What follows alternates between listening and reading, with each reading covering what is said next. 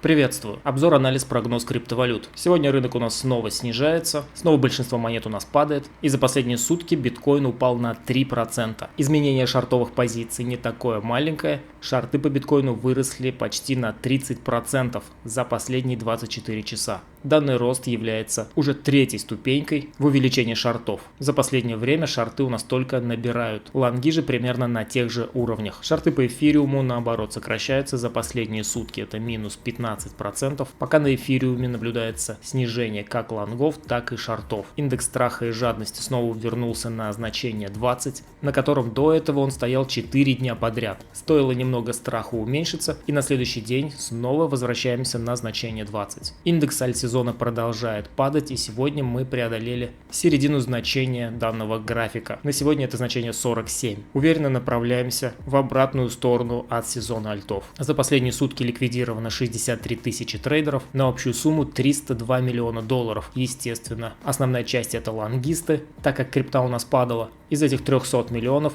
259 миллионов потеряли лонгисты. Даже на графике эти ликвидации стало видно намного лучше. Существенный рост показателя. Grayscale уже вторую неделю ничего не покупает, каждый день просто продает. Снова у них одни минусы, все активы идут на продажу. Бычий сентимент биткоина пользователей Твиттера продолжает расти, и сегодня мы преодолели исторический максимум данного показателя. На падении цены биткоина ожидания пользователей Твиттера все равно у нас бычьи. Резервы всех бирж эфириума у нас снова обновляют лои. Как видно из истории, на росте цены эфириума резервы бирж сокращались. На падении резервы росли. Сейчас же происходит небольшая раскорреляция. Цена у нас падает, а резервы также падают. Это может говорить о том, что в скором времени графики должны вернуться в свое нормальное положение. И так как резервы продолжают падать, вполне вероятно, что цена эфириума направится наверх. Из новых событий на монетах это монета EXI. У нас будет залистена на бирже Bitmart. Она у нас является лидером роста среди Красного Царства. Показывает почти плюс 16% за сутки. И также стоит напомнить, что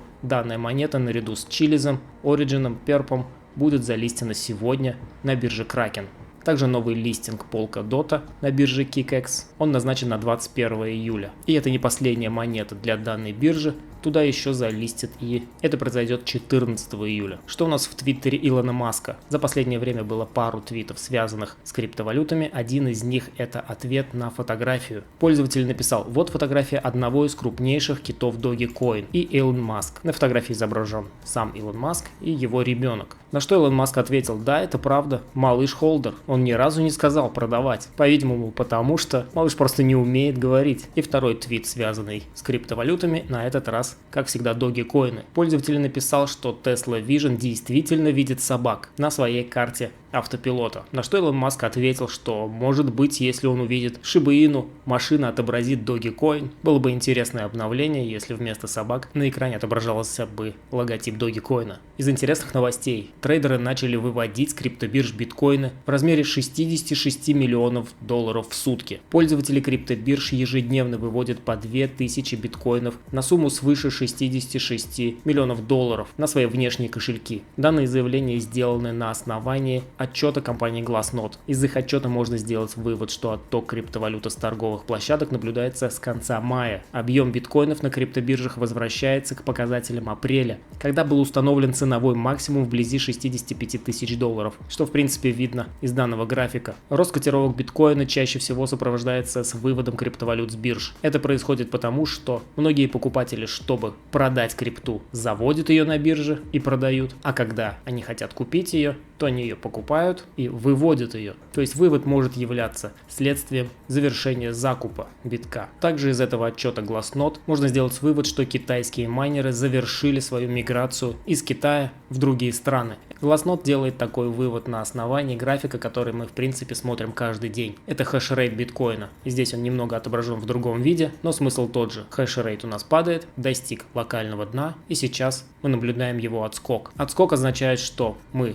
получили получили лой тогда, когда все убегали, и сейчас, раз хешрейт начал рост, значит майнеры обосновались в других местах и возобновили свою деятельность. Это может предвещать то, что хешрейт будет расти и дальше, а следовательно, как мы видим из истории, на росте хешрейта цена также шла наверх. Вполне возможно, и сейчас цена может все-таки пойти дальше наверх. Еще одна интересная новость: это полиция Лондона конфисковала криптоактивы на 180 миллионов фунтов. Это около 250 миллионов долларов. Это самая крупная конфискация такого рода в истории Великобритании и входит в топ самых крупных в мире. Как сообщается, 39-летняя женщина была арестована 24 июня по подозрению в отмывании денег, но вскоре выпустили ее под залог. 10 июля полицейские вновь провели ее допрос. В результате были изъяты те самые 180 миллионов фунтов, которые являлись преступными доходами в криптовалюте. Не сообщается, с какими именно преступлениями связаны подобные доходы, но заместитель помощника комиссара Грэм Макналти отметил, что доходы от преступной деятельности отмываются разными способами. В то время как наличные по-прежнему остаются предпочтительным инструментом среди преступников, по мере развития цифровых платформ полиция все чаще обнаруживает организованных преступников, использующих криптовалюту для отмывания денег. Отчасти поэтому и хотят внедрить государственные цифровые деньги. Тем самым они хотят потихоньку выдавить всю наличку из оборота, чтобы контролировать все финансовые потоки. Давайте глянем, что у нас происходит на графиках биткоина и других криптовалют. По биткоину у нас продолжается флэт, локально он у нас нисходящий.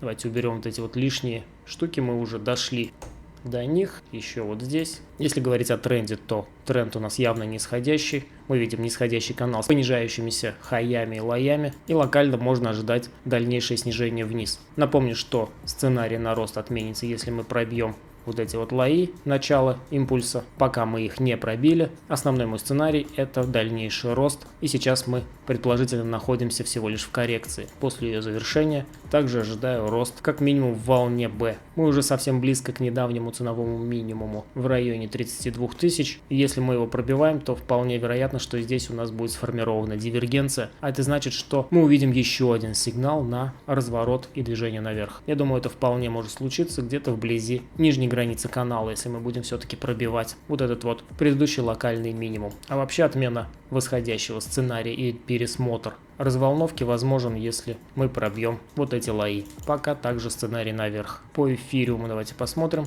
Вчера мы наблюдали, как здесь была попытка пробития канала. Она случилась. И что стоит отметить, что мы после пробития канала образовали здесь дивергенцию на индикаторе. Здесь похожая ситуация, как и по биткоину. Восходящий сценарий отменится, если мы пробьем вот здесь вот лои. А пока мы этого не сделали, основной вариант движения — это также наверх в рамках волны B. Вот до данных уровней в районе 3000 за 1 эфириум. Давайте глянем на Ripple. На Ripple здесь давно уже нисходящий канал. И что примечательно, если смотреть на эфириум, мы по пробитии локального лоя образовываем дивергенцию, которая нам указывает на скорый разворот и поход наверх. На Ripple такого нет. Мы вот здесь обновили лой, но нет даже и никакого намека на дивергенцию. Она вполне может образоваться, если мы сейчас ценой уйдем ниже 0.6 примерно, к нижней грани канала. Ripple выглядит намного слабее, чем эфириум и биткоин. К тому же структура роста здесь была трехволновая, а по двум предыдущим активам здесь импульсные пятиволновые структуры. Поэтому Ripple я даже не рассматриваю пока на покупку. Если какой-то будет прострел вверх или вниз, ситуация изменится, мы уже посмотрим на новые, так сказать, исходные данные и будем делать соответствующие выводы. На сегодня все. Подписывайтесь на канал, ставьте лайки, пишите в комментариях свои мысли. Удачной торговли и счастливо!